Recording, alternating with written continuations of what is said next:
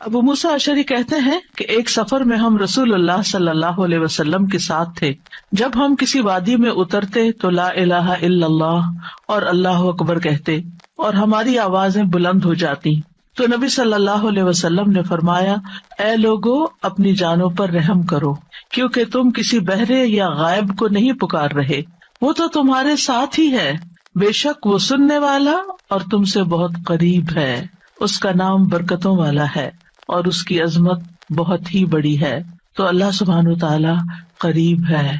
اس کو ہم چاہیں تو دل ہی دل میں پکارے، سرگوشیوں کے انداز میں پکارے یا اونچی آواز میں پکارے، وہ ہر حال میں سنتا ہے، اور جب وہ سنتا ہے تو جواب بھی دیتا ہے اور ہماری دعائیں قبول بھی کرتا ہے. اس لیے ہمیں اس کو قریب محسوس کر کے اس سے دعائیں کرتے رہنا چاہیے.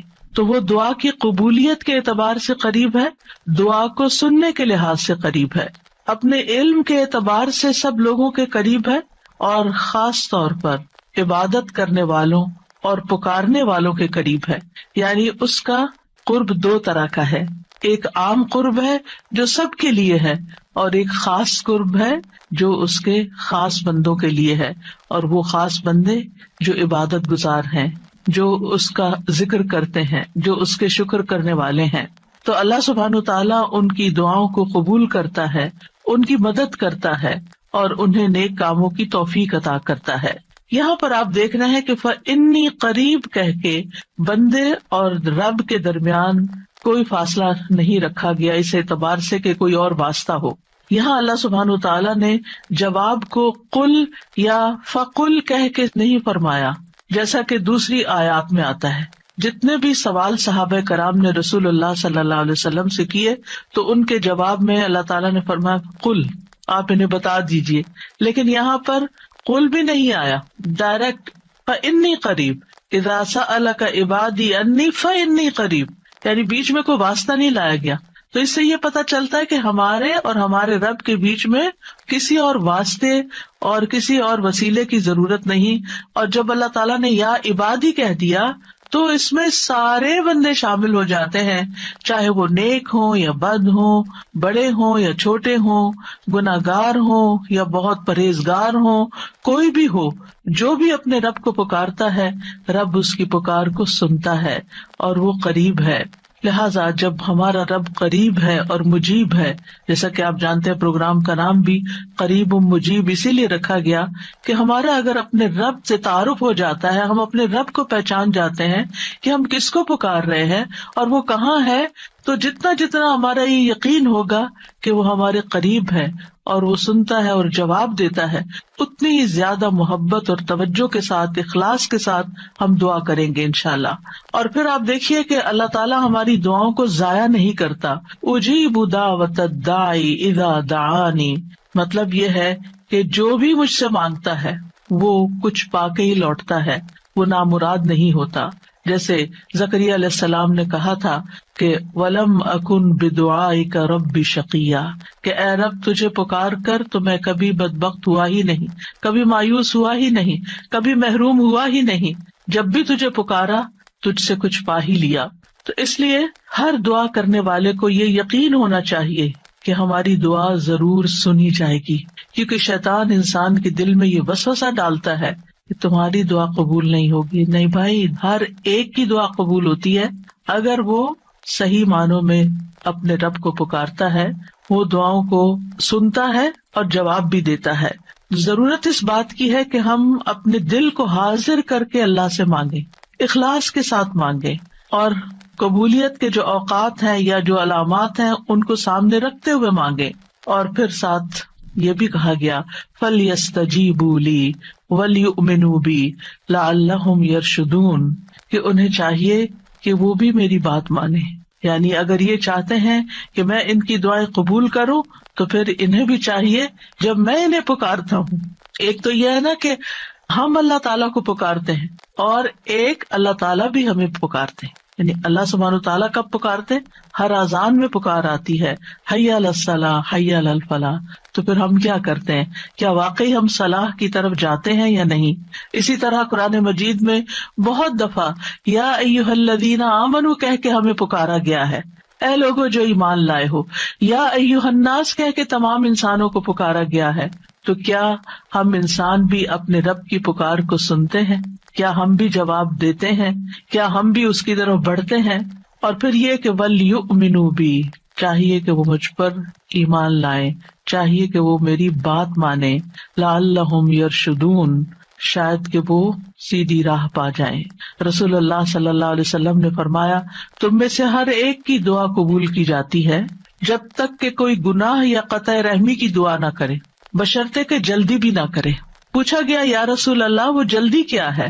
فرمایا یہ کہ کوئی یوں کہے کہ میں نے دعا کی اور میں نے دعا کی، یعنی دوبارہ کہ میں نے تو کئی بار دعا کی، بہت دعا کی، میری تو دعا قبول نہیں ہوتی، اور اس طرح وہ تھک ہار کر دعا کرنا چھوڑ دے۔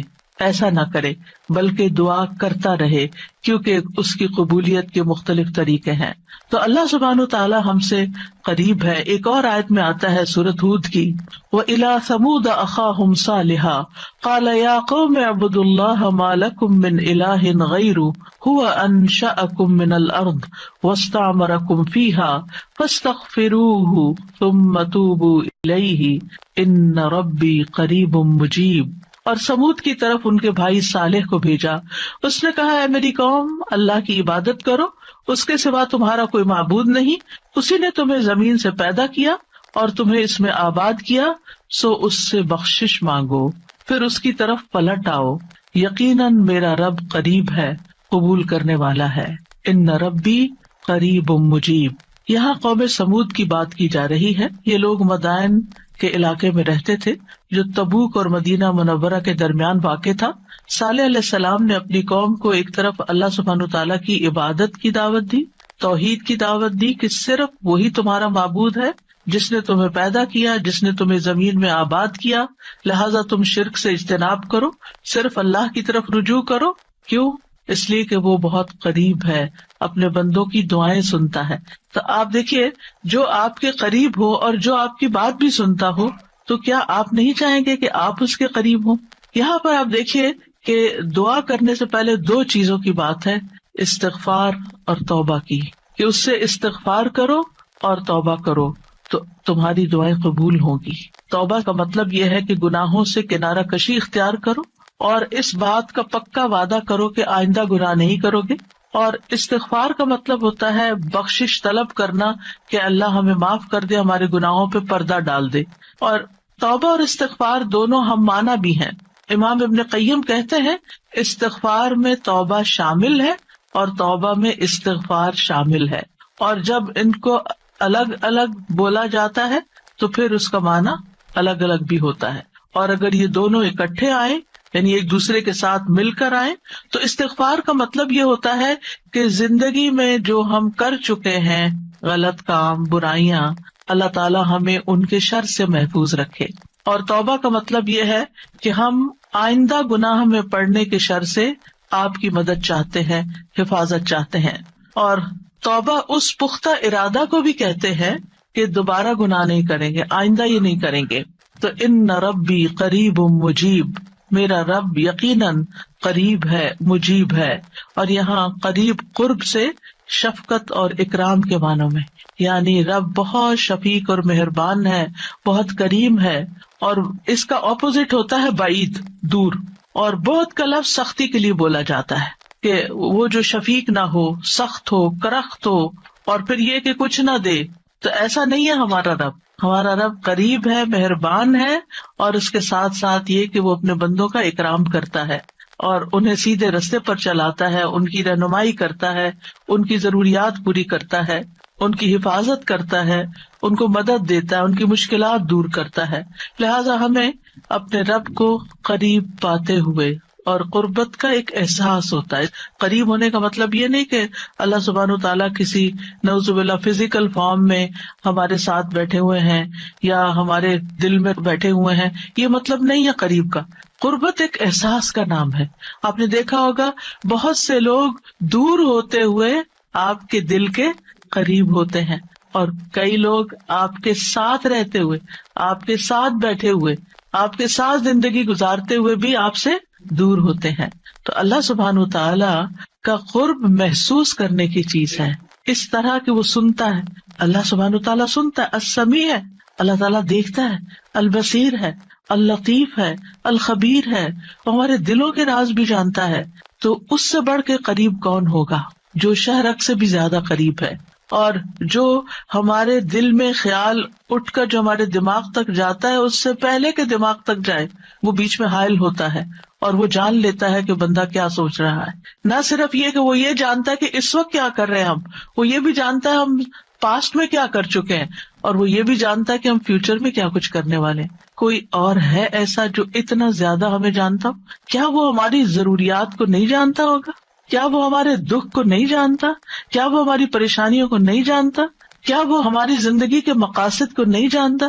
کیا وہ ہماری کوششوں کو نہیں جانتا؟ کیا وہ ہماری عبادتوں کو نہیں جانتا؟ وہ خوب جانتا ہے، وہ سب کچھ جانتا ہے.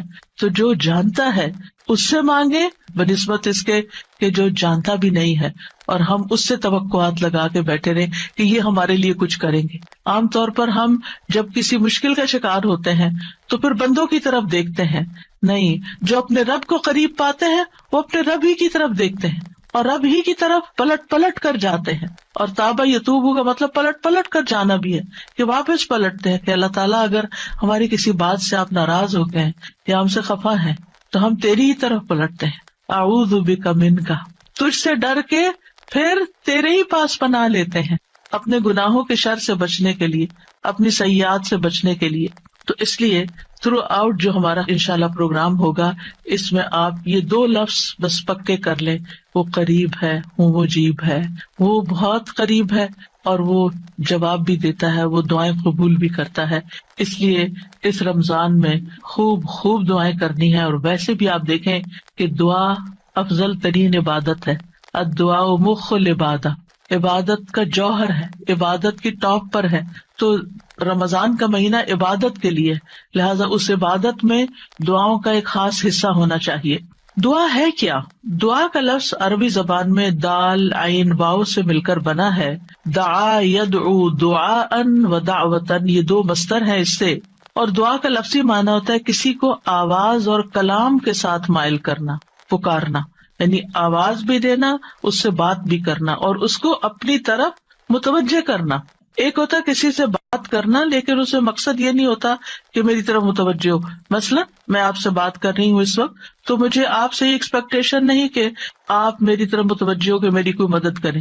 لیکن دعا میں جب انسان پکارتا ہے تو اس کا مطلب ہوتا ہے کہ دوسرا متوجہ ہو اور جس مقصد کے لیے اس کو پکارا جا رہا ہے وہ مقصد بھی پورا ہو جائے. عربی میں کہتے ہیں دعوت اللہ، میں نے اللہ کو پکارا، یعنی میں نے سوال کرتے ہوئے اللہ تعالیٰ کی طرف عاجزی کرتے ہوئے جو خیر ہے اس کے پاس اس میں رغبت رکھی اور اس رغبت کو طلب کرنے کے لیے اس کو پکارا، یعنی اس رغبت کے ساتھ اس کو پکارا. قرآن مجید میں دعا کا لفظ مختلف معنوں میں استعمال ہوا ہے. نمبر 1 دعا بمعنی ندا، آواز دینے کے معنوں میں. دعا کا مطلب کیا؟ آواز دینا. جیسے سورۃ آل عمران میں آتا ہے فَقُلْ تَعَالَوْا نَدْعُ أَبْنَاءَنَا وَأَبْنَاءَكُمْ وَنِسَاءَنَا وَنِسَاءَكُمْ وَأَنفُسَنَا وَأَنفُسَكُمْ. تو آپ کہہ دیجئے کہ آؤ ہم اپنے اور تمہارے بیٹوں کو اور اپنی اور تمہاری عورتوں کو بلا لیں، پکار لیں، یعنی تم بھی ان کو بلا لو ہم بھی بلا لیتے. تو بلانے کے معنوں میں استعمال ہوتا ہے. تو عربی زبان میں دعا اور ندا یہ 2 لفظ مترادف بھی ہیں، ایک دوسرے سے ملتے جلتے ہیں، سینونیمز ہیں، ایک جگہ پر اکٹھے بھی استعمال ہوئے ہیں. الا دعاء و نداء، کہ پکار اور آواز کے سوا کچھ نہیں سنتا. پھر اسی طرح دعا بمعنی طلب کرنا، کسی چیز کی ڈیمانڈ کرنا. قرآن مجید میں آتا ہے وَلَا تَزِرُ وَازِرَةٌ وِزْرَ أُخْرَى وَإِن تَدْعُ مُثْقَلَةٌ إِلَىٰ حِمْلِهَا لَا يُحْمَلْ مِنْهُ شَيْءٌ وَلَوْ كَانَ ذَا قُرْبَىٰ. اور کوئی بھی بوجھ اٹھانے والا کسی دوسرے کے گناہوں کا بوجھ نہ اٹھائے گا. یہ کب کی بات ہے؟ قیامت کے دن. اور کوئی بوجھ سے لدا ہوا شخص اپنا بوجھ اٹھانے کے لیے کسی کو بلائے گا، اس کو پکارے گا، وَإِن تَدْعُ، تو وہ اس میں سے کچھ بھی نہیں اٹھا سکے گا، کوئی مدد نہیں کرے گا قیامت کے دن، اگرچہ وہ قریبی رشتہ دار ہی کیوں نہ ہو. تو کسی کو مدد کے لیے بلانا، آؤ میرا سامان اٹھاؤ، میرا بوجھ اٹھاؤ، اس کے لیے بھی لفظ دعا جس میں ایک طلب پائی جاتی ہے استعمال ہوتا ہے. اسی طرح دعا کا لفظ بمعنی قول بات کے بھی استعمال ہوتا ہے. قرآن مجید میں آتا ہے فما کان دعواہم اذ جاءہم بأسنا الا ان قالوا انا کنا ظالمین. جب ان کے پاس ہمارا عذاب آیا تو ان کا قول اس کے سوا کچھ نہ تھا کہ وہ کہنے لگے بے شک ہم ہی ظالم تھے. تو یہاں پر قول یا بات کے معنوں میں آیا ہے. پھر اسی طرح دعا کا لفظ عبادت کے معنوں میں بھی آتا ہے. سورۃ کہف میں نوجوانوں کا جو قصہ آتا ہے جس میں وہ اب ایمان کو بچانے کے لیے غار کی طرف جا رہے تھے تو اللہ تعالیٰ نے ان کے بارے میں فرمایا وَرَبَطْنَا عَلَىٰ قُلُوبِهِمْ إِذْ قَامُوا فَقَالُوا رَبُّنَا رَبُّ السَّمَاوَاتِ وَالْأَرْضِ لَن نَّدْعُوَ مِن دُونِهِ إِلَٰهًا لَقَدْ قُلْنَا إِذًا شَطَطًا. اور ہم نے ان کے دلوں کو مضبوط کر دیا جب وہ اٹھ کھڑے ہوئے تو کہنے لگے ہمارا رب تو آسمانوں اور زمین کا رب ہے، ہم ہرگز اس کے سوا کسی الہ کو نہیں پکاریں گے، یعنی اس کی عبادت نہیں کریں گے، اور اگر ہم ایسا کریں تو یقیناً ہم نے ناانصافی کی بات کی. تو دعا بمعنی عبادت. پھر اسی طرح پانچواں معنی قرآن مجید میں دعا بمعنی فریاد کرنا، طلب کرنا، فریاد کرنا. اور اس میں وَإِن كُنتُمْ فِي رَيْبٍ مِّمَّا نَزَّلْنَا عَلَىٰ عَبْدِنَا فَأْتُوا بِسُورَةٍ مِّن مِّثْلِهِ وَادْعُوا شُهَدَاءَكُمْ. اگر تمہیں اس قرآن میں شک ہے جو ہم نے اپنے بندے پر نازل فرمایا تو اسی طرح کی ایک سورت تم بھی بنا لاؤ اور اللہ کے سوا اپنے گواہوں مددگاروں کو بھی بلا لو. فریاد کرو کہ وہ آئے اور تمہاری مدد کرے، یعنی مدد کے لیے پکارنا، یہ معنی ہے. پھر اسی طرح دعا بمعنی کسی چیز کی ترغیب دینا، یعنی کسی چیز کی طرف دعوت دینا. نوح علیہ السلام نے اپنی قوم کو پکارا تھا قال رب انی دعوت قومی لیلا ونہارا. اس نے کہا ہے میرے رب بے شک میں نے اپنی قوم کو رات اور دن پکارا، ان کو دعوت دیتا رہا دین کی طرف، اپنے رب کی طرف. اور اس میں معنی عبادت کا بھی ہے کہ اللہ کی عبادت کرو، تو عبادت کی دعوت میں ان کو دیتا رہا. پھر اسی طرح دعا بمعنی منسوب کرنا، نسبت دینا. ادعوہم لآبائہم، ان بچوں کو ان کے حقیقی باپوں کی نسبت سے پکارو. یعنی ادعوہم کا مطلب ہے کہ ان کو اپنے باپوں کی طرف ہی منسوب کرو، جن کے وہ بچے ہیں باپ کا نام نہیں بدلو. اور آٹھواں معنی ہے سوال کرنا، دعا بمعنی سوال. جیسے بنی اسرائیل نے موسیٰ علیہ السلام سے کہا قالوا ادع لنا ربک یبین لنا ما ہی، انہوں نے کہا تم اپنے رب سے ہمارے لیے دعا کرو. تو یہ جو دعا ہے یہ بمعنی سوال ہے، یعنی مانگو کہ وہ ہمارے لیے بیان کر دے کہ وہ گائے کس طرح کی ہو. تو قرآن مجید میں یہ دعا کا لفظ مختلف معنوں میں استعمال ہوا ہے، لیکن دعا کا عمومی شرعی معنی کیا ہے؟ اللہ کی بارگاہ میں عاجزی کے ساتھ سوال کرنا اور اللہ کے پاس جو خیر ہے اس میں راغب ہونا، رغبت رکھنا. اللہ کی بارگاہ میں اللہ کے حضور عاجزی کے ساتھ سوال کرنا، چیخ چلا کے نہیں بلکہ بہت ہمبل طریقے سے. اور جو خیر اللہ کے پاس ہے اس میں رغبت رکھنا، اس کا شوق رکھنا. طیبی کہتے ہیں اس سے مراد ہے اللہ کی بارگاہ میں انتہا درجے کی عاجزی، انکساری اور محتاجگی ظاہر کرنا. جیسے موسیٰ علیہ السلام نے دعا کیا کی تھی رب انی لما انزلت الی من خیر فقیر. اپنے فقر، اپنی محتاجی، اپنی ضرورت کا اظہار کیا تھا. انی لما انزلت الی من خیر فقیر. امام ابن قیم کہتے ہیں اس سے مراد ہے ایسی چیز کو طلب کرنا جو دعا کرنے والے کو فائدہ دے، یعنی فائدے کی چیز حاصل کرنے کے لیے سوال کرنا، اور ایسی چیز کو دور کرنے کے لیے طلب رکھنا جو اس کو نقصان دیتی ہو. تو پھر دو طرح سے دعا کرتا ہے انسان، کچھ فائدے کی چیزیں مانگتا ہے اور کچھ نقصان والی چیزوں کو دور کرنے کے لیے اللہ سے درخواست کرتا ہے. ہماری شریعت میں دعا کی دو بڑی اقسام ہیں، ایک ہے دعائے عبادت اور ایک ہے دعائے مسئلہ. دعائے عبادت کیا ہے؟ اس سے مراد ہے کہ انسان اللہ سے ثواب کی امید رکھتے ہوئے، اس کے عذاب سے ڈرتے ہوئے اس کی عبادت کرے، اس میں سوال نہیں ہے. تو عربی میں دعا بمعنی عبادت بھی استعمال ہوتا ہے. آتا نا وقال ربکم ادعونی استجب لکم ان الذین یستکبرون عن عبادتی سیدخلون جہنم داخرین. اس میں دعا کے دونوں معنی آ گئے. اور تمہارے رب نے فرمایا کہ مجھ سے دعا کرو میں تمہاری دعا قبول کروں گا. یہ تو سوال ہو گیا. اور دوسرا بے شک وہ لوگ جو میری عبادت سے تکبر کرتے ہیں عنقریب و ذلیل و خوار ہو کر جہنم میں داخل ہوں گے. تو یہاں عبادت کا معنی بھی آ گیا عبادت کے لفظ کے ساتھ، یعنی دعا ایک طرح سے عبادت ہے. تو دعائے عبادت کیا ہے کہ انسان اللہ سے ثواب کی امید رکھتے ہوئے اس کے عذاب سے ڈرتے ہوئے اللہ کی عبادت کرے، جیسے نماز پڑھے، روزہ رکھے، قرآن کی قرأت کرے، تسبیح کرے، صدقہ کرے، اللہ کی طرف لوگوں کو دعوت دے، تعلیم کا کام کرے.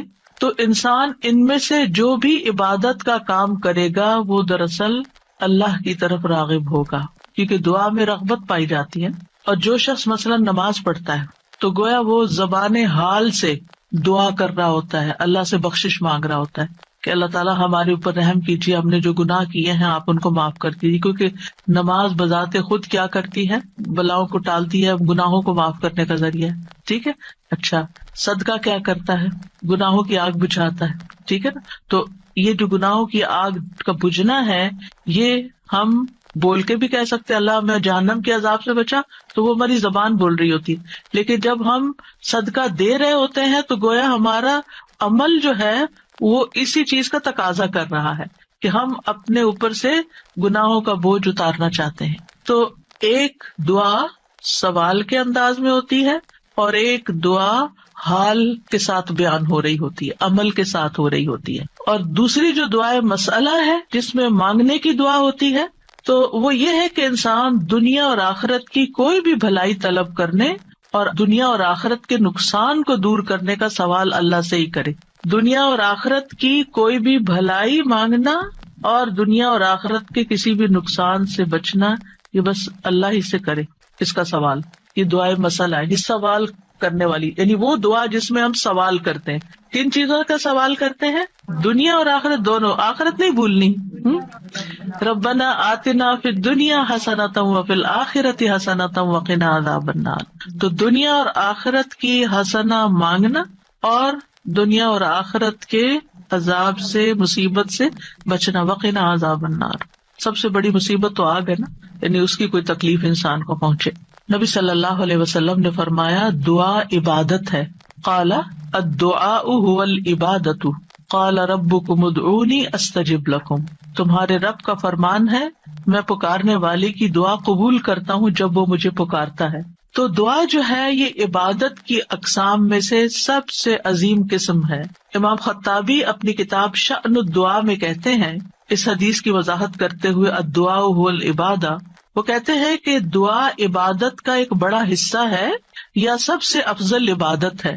جیسے کہ لوگ کہتے ہیں لوگ بنو تمیم ہیں اور مال اونٹ ہیں، یعنی لوگوں کو دیکھنا تو بنو تمیم کو دیکھو، مطلب سب لوگوں سے افضل ہیں.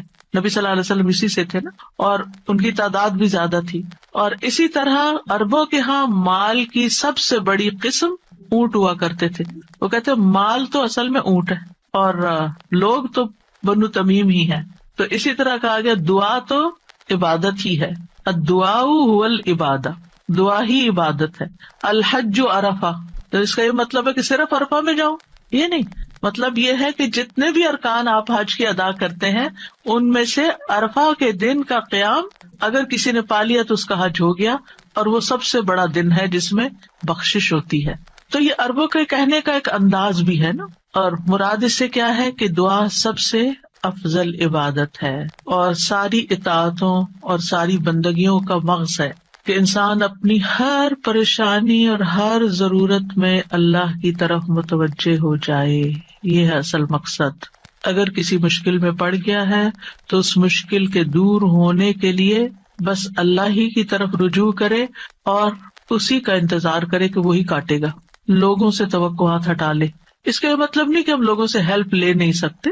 آپ لوگوں سے ہیلپ لے سکتے ہیں، آپ ان کو بتا سکتے ہیں کہ آپ کس مشکل میں اور اس کا حل کیا ہے، لیکن ان سے توقع نہ رکھے کہ یہ میری مشکل حل کر دیں گے. مثلاً آپ کو کوئی پرابلم ہوئی ہے، آپ کسی سے مشورہ کرنا چاہتے ہیں، آپ کسی سے کاؤنسلنگ لینا چاہتے ہیں، آپ ضرور لیں، لیکن یہ توقع نہ رکھیں کہ یہ آپ کا مسئلہ حل کر دے گا یا بس یہی آپ کے لیے سب کچھ ہو گیا. اس کو اللہ سبحانہ وتعالیٰ سے آگے نہ رکھیں. کہتے ہیں نا ہمت مردہ مدد خدا. ہمت آپ نے کرنی ہے، کوشش آپ نے کرنی، مدد اللہ نے کرنی ہے. دعا کی بھی ہمت ہوتی ہے اور دعا کے لیے بھی ایک ایفرٹ لگانی پڑتی ہے اور اس کے لیے یکسو ہونا پڑتا ہے. خصوصاً آپ دیکھیں کہ جب کسی بڑی پریشانی کے نتیجے میں انسان کے ہوش اڑ جاتے ہیں، اوسان خطا ہو جاتے ہیں، اس کو کچھ سمجھ نہیں آتی، تو ایسی صورت میں انسان اپنے خیالات کو مجتمع کر کے، فوکس کر کے، پوری توجہ کے ساتھ اللہ کی طرف جب متوجہ ہوتا ہے تو یہ ہے اصل میں دعا کی روح. اور نہ صرف یہ کہ بڑی مشکلات میں بلکہ چھوٹی چھوٹی ضروریات میں بھی اللہ کی طرف رغبت کرنی چاہیے. دعا کی ضرورت کیوں ہے ہماری زندگی میں؟ کیونکہ ہم اللہ کے محتاج ہیں، بادشاہ وہی ہے، ہم فقیر ہیں. یا ایھا الناس انتم الفقراء الی اللہ، اے لوگو تم سب اللہ کے محتاج ہو. کوئی بھی انڈیپینڈنٹ نہیں، کوئی بھی یہ نہیں کہہ سکتا کہ میں اپنے سب کام خود ہی کر سکتا ہوں. واللہ هو الغنی الحمید، اور اللہ سب سے بے پرواہ ہے اور تعریف کے لائق ہے. بندوں میں سے کوئی بھی بے پرواہ نہیں ہو سکتا، ہم سب محتاج ہیں. دوسری بات، اللہ سارے خزانوں کا مالک ہے. وَإِن مِّن شَيْءٍ إِلَّا عِندَنَا خَزَائِنُهُ، کوئی چیز ایسی نہیں، وَإِن مِّن شَيْءٍ إِلَّا عِندَنَا خَزَائِنُهُ، کہ جس کے خزانے ہمارے پاس نہ ہوں. آپ کوئی چیز آرڈر کرنا چاہتے ہیں تو پتہ چلتا ہے وہ تو ہے ہی نہیں، ختم ہو گئی، اسٹاک ختم، آؤٹ آف اسٹاک. بڑی سے بڑی کمپنی، بڑے سے بڑے ریسورسز رکھنے والے انسانوں سے جب آپ مانگتے ہیں تو آپ دیکھیں کیا ہوتا ہے کہ انسان بعض اوقات وہ اوپر جا کے اتنی نیچے گرتے ہیں کہ پائی پائی کے محتاج ہو جاتے ہیں. ایسی مثالیں آپ نے بھی دیکھی ہوں گی، سنی بھی ہوں گی کہ کہاں ان کے پاس بہت کچھ تھا اور کہاں وہ زیرو پہ آ گئے. اللہ تعالیٰ ایسا نہیں ہے، ہمیشہ سے ہے اس کے پاس اور ہمیشہ رہے گا. ساری مخلوق اگر کسی میدان میں جمع ہو کر سب کچھ مانگے تو بھی اللہ تعالیٰ کے خزانوں میں اتنی کمی نہیں آتی جتنی ایک سوئی کو سمندر میں ڈبو کے نکالا جائے تو پانی جو سوئی کے ساتھ لگتا ہے اتنی بھی کمی نہیں ہوتی. وہ جتنا چاہے خرچ کرتا رہے، جتنا چاہے وہ بندوں کو دیتا رہے، پھر بھی اس کے ہاتھ بھرے رہتے ہیں، ان میں کوئی کمی نہیں ہوتی. ایک اور آیت میں آتا ہے سورۃ المنافقون میں، وَلِلَّهِ خَزَائِنُ السَّمَاوَاتِ وَالْأَرْضِ، آسمانوں اور زمین کے خزانے اللہ کے پاس ہیں. پھر کیا کرنا چاہیے؟ اس کے پاس جانا چاہیے جس کے پاس کوئی خزانہ نہیں ہے، اس کے پاس جو سارے خزانوں کا مالک. مشکل یہ ہے کہ ہمارے مانگنے میں کمی ہوتی ہے، دیر ہوتی ہے. وہ سب کچھ دے سکتا ہے، سب کچھ ہے اس کے پاس، یو نیم اٹ. آپ گھر جا کے بیٹھیں، غور کریں، نماز کے بعد کسی اور خاموشی تنہائی کے وقت مجھے کیا چاہیے، مجھے کیا مسئلہ ہے، مجھے کیا پرابلم ہے، میری کیا پریشانی ہے، کیا اللہ کے پاس اس کا حل ہے؟ یقیناً ہے، وہ کر سکتا ہے، بالکل کر سکتا ہے. پھر مجھے کیا کرنا چاہیے؟ اسی سے مانگنا چاہیے، اس سے گڑ گڑا کے مانگنا چاہیے، اس سے اپنی محتاجی اور اپنی بیچارگی کا اظہار کر کے مانگنا چاہیے. امن یجیب المضطر اذا دعاہ ویکشف السوء، اللہ تعالیٰ آپ سے پوچھتے ہیں کون ہے جو بے قرار کی، مضطر، بے قرار، بے چین انسان کی بات سنتا، اس کو جواب دیتا. امن یجیب المضطر اذا دعاہ، جب بھی وہ اس کو پکارتا ہے، ویکشف السوء، اور وہ تکلیف کو دور بھی کرتا ہے. ایسا نہیں کہ وہ صرف سن رہا ہے، اس نے وہ تکلیف دور بھی کر دینی ہے. اور آپ کہیں گے بس اتنی سی بات تھی، میں اس کو اتنا پہاڑ بنائے ہوئی تھی، اپنی زندگی کا بہت بڑا مسئلہ بنائے ہوئے تھی، اور اللہ تعالیٰ کے لیے بس اتنی سی بات تھی. میرے مانگنے میں کمی تھی، اس کے پاس نہیں کمی. ہماری دعا میں کمی ہے، ہمارے اخلاص میں کمی ہے، اس کے دینے میں کمی نہیں ہے. اس طرح پکارا کرے نا کہ اللہ تعالیٰ آپ تو دے کر کسی کمی کا شکار نہیں ہوتے، لیکن میری کمی پوری ہو جائے گی. پھر آپ دیکھیں ہر بھلائی دینے اور ہر تکلیف دور کرنے پہ قادر ہے. سورۃ الانعام میں آتا ہے وَإِن يَمْسَسْكَ اللَّهُ بِضُرٍّ فَلَا كَاشِفَ لَهُ إِلَّا هُوَ وَإِن يَمْسَسْكَ بِخَيْرٍ فَهُوَ عَلَى كُلِّ شَيْءٍ قَدِيرٌ. اگر اللہ تجھے کوئی تکلیف پہنچائے تو اس کے سوا کوئی دور کرنے والا نہیں، اور اگر وہ تجھے کوئی بھلائی پہنچائے تو وہ ہر چیز پر پوری طرح قادر ہے. وہ سب کچھ کر سکتا ہے، وہ قادر ہے. نہ آپ کی کوئی خیر اور بھلائی کو لے جا سکتا ہے، کیونکہ عام طور پہ ہم وہم کا شکار رہتے ہیں کہ اگر میری اس نعمت کا کسی کو پتہ چل گیا تو پھر کیا ہوگا، شاید وہ نظر ہی لگ جائے اور نعمت چھین ہی جائے. ہر وقت اس وہم کا شکار رہنا دراصل اپنے آپ کو ٹارچر کرنا ہے. نہیں، وَإِن يَمْسَسْكَ بِخَيْرٍ، اگر اللہ نے آپ کو کوئی خیر دی ہے، فَهُوَ عَلَى كُلِّ شَيْءٍ قَدِيرٌ، وہ ہر چیز پہ قادر ہے، وہ آئندہ بھی دیے رکھے گا. اس نے اس لیے تھوڑی دی ہے کہ بس ایک بندہ کوئی دیکھے اس چیز کو اور بس وہ واپس لے لے، وہ ایسا نہیں کرتا. ایک روایت میں آتا ہے کہ ایک شخص نے رسول اللہ صلی اللہ علیہ وسلم سے پوچھا، اے اللہ کے رسول، آپ کن چیزوں کی دعوت دیتے ہیں؟ یعنی آپ کی دعوت کیا ہے، آپ کیا بتاتے ہیں لوگوں کو، آپ کیا سکھاتے ہیں؟ آپ نے فرمایا میں اس اللہ کی طرف دعوت دیتا ہوں جو اکیلا ہے، وہ اللہ کہ جب تم پر کوئی مصیبت آتی ہے اور تم اسے پکارتے ہو تو وہ تم سے تمہاری مصیبت دور کر دیتا ہے. یہ ہے اللہ کا تعارف. جب آپ کے بچے آپ سے پوچھیں اللہ کون ہے تو آپ کیا بتاتے ہیں؟ یہ بڑے بڑے لفظ بولتے ہیں نا. یہ دیکھیں یہاں پر کیا بولا گیا، اتنے سمپل. آپ بچے کو کہہ سکتے ہیں اللہ وہ ہے جو تمہیں کھانا دیتا ہے، اللہ وہ ہے جو تمہیں فلاں چیز دیتا ہے، تمہیں ماما بابا دیے ہیں. جو جو بچے کی ضرورت ہوتی ہے ایج کے حساب سے آپ اس اعتبار سے بچے کو اللہ کا تعارف کرا سکتے ہیں، وہ ان چیزوں کے ساتھ جو نظر آتی ہیں اور جو اس کی پسند کی ہیں کہ وہ ہے اللہ. پھر آپ نے فرمایا کون ہے اللہ کہ جب تم کسی بیابان اور جنگل میں راستہ بھول جاؤ اور تم اس سے دعا کرو تو وہ تمہیں واپس پہنچا دیتا ہے. اور صرف جنگل بیابان نہیں، اب تو خیر GPS وغیرہ کی سہولت موجود ہے، اس کے باوجود بھول جاتے ہیں نا، اس کے باوجود غلط ٹرن لے لیتے ہیں، کبھی پہلے اور کبھی بعد میں. GPS فریز ہو جاتے ہیں، نیٹ چلا جاتا ہے، روڈ میپ ختم ہو جاتا ہے، کئی مسائل ہیں. تو کبھی بھی راستہ بھولیں تو ہم پہلی بات یہ سوچیں کہ اللہ سے دعا کرتے ہیں اللہ راستہ دکھا دے.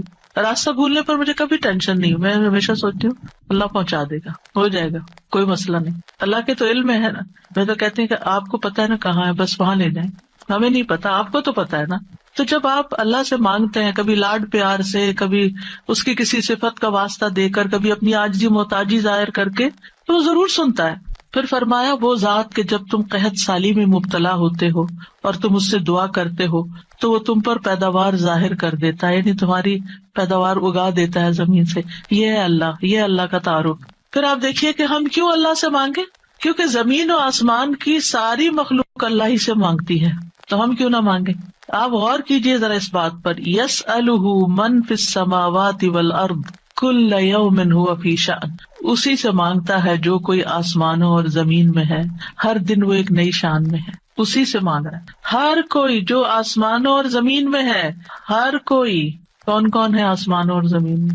آسمانوں میں فرشتے ہیں جن کو ہم جانتے ہیں، زمین پر انسان اور جنات ہیں، اس کے علاوہ جو اور مخلوقات ہیں، وہ ساری مخلوق اللہ سے مانگ رہی ہے.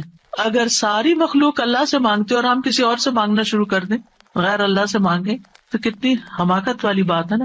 اللہ نے عقل اسی لیے دی تھی کہ ہم اللہ ہی کو نہ پہچانے.